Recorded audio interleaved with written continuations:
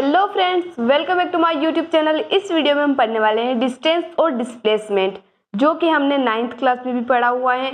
और हमारा जो चैप्टर चल रहा है मोशन इन स्ट्रेट लाइन, उसी का ये अगला टॉपिक भी हम पढ़ने वाले हैं। तो चलिए गाइस स्टार्ट करते हैं। अगर आपने 9th क्लास में पढ़ रखा है, आपको याद है तो अच्छी बात है, नहीं याद है तो और भी अच्छी बात है। हम अभी इसके बारे में डिटेल में पढ़ने वाले हैं। जो हमने 9th में पढ़ा उसी के बारे में हम डिटेल में पढ़ेंगे। तो सबसे पहले देखते हैं डिस्टेंस क्या होता है। It is equal to the length of the path actually travelled by particle, यानी कि किसी भी पार्टिकल द्वारा एक्चुअली जितना पाथ ट्रेवल किया गया है उसी को हम क्या कहते हैं, डिस्टेंस। फॉर एग्जाम्पल पॉइंट एक object point A to B जाता है 5 सेंटीमीटर और बी से फिर कहाँ जाता है सी 2 centimetre.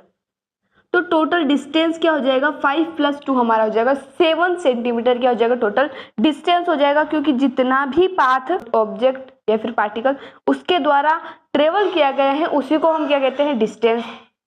Displacement, it is equal to the difference between the position coordinates of the particle in the given time interval, यानी कि जो भी डिस्टेंस होगा फाइनल और इनिशियल पॉइंट के बीच का शॉर्टेस्ट डिस्टेंस, उसी को हम क्या कहते हैं, डिस्प्लेसमेंट। जैसे कि पॉइंट ए से कोई ऑब्जेक्ट ट्रेवल करता है पॉइंट बी तक 5 सेंटीमीटर और फिर बी से सी ट्रेवल करता है 2 सेंटीमीटर, तो हमारा जो डिस्प्लेसमेंट होगा वो क्या होगा, ए टू सी, यानी कि ए से सी तक क्या होगा हमारा डिस्प्लेसमेंट, क्योंकि इनिशियल पॉइंट क्या है हमारा ए, फाइनल क्या है सी, और इनिशियल और फाइनल के बीच का शॉर्टेस्ट डिस्टेंस ही क्या होता है हमारा displacement. Distance is a scalar quantity. अब स्केलर क्वांटिटी क्या होती है, ये हम 9th में भी पढ़ चुके हैं, स्केलर और vector.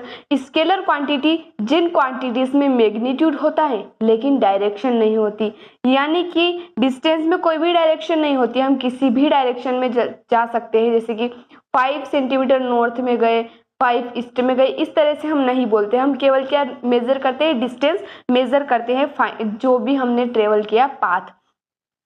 Displacement is a vector quantity, यानी कि वेक्टर क्वांटिटी मतलब जिसमें क्या होती है, डायरेक्शन भी होती है।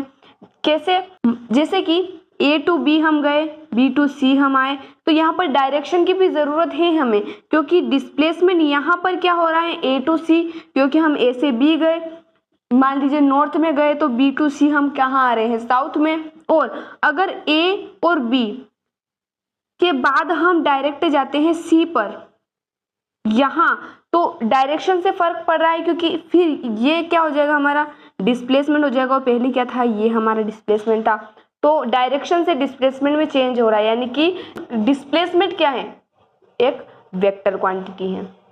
The distance is always positive, ये तो बहुत ही कॉमन बात है। डिस्टेंस क्या होती है, हमेशा पॉजिटिव होती है। हम ऐसे तो नहीं बोलते कि हम -5 सेंटीमीटर हमने ट्रेवल किया, बहुत ही कॉमन बात है। डिस्टेंस क्या होती है, ऑलवेज पॉजिटिव होती है। The displacement can be positive, negative और इवन जीरो। ये तो ऑब्वियस सी बात है कि डिस्प्लेसमेंट क्या हो सकता है, जीरो तो हो ही सकता है, क्योंकि अगर फाइनल पॉइंट ए है और बी से ट्रेवल करके वापस ए पे आता है कोई ऑब्जेक्ट, तो वो क्या हो जाएगा, उसका डिस्प्लेसमेंट जीरो हो जाएगा।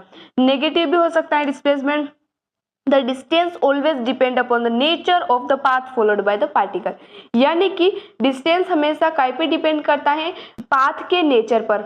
यानी कि फॉर एग्जांपल जैसे कि कोई पाथ है, कोई हमारा ए टू बी, तो अगर वो प्लेन है तो डिस्टेंस क्या होगा, अलग होगा।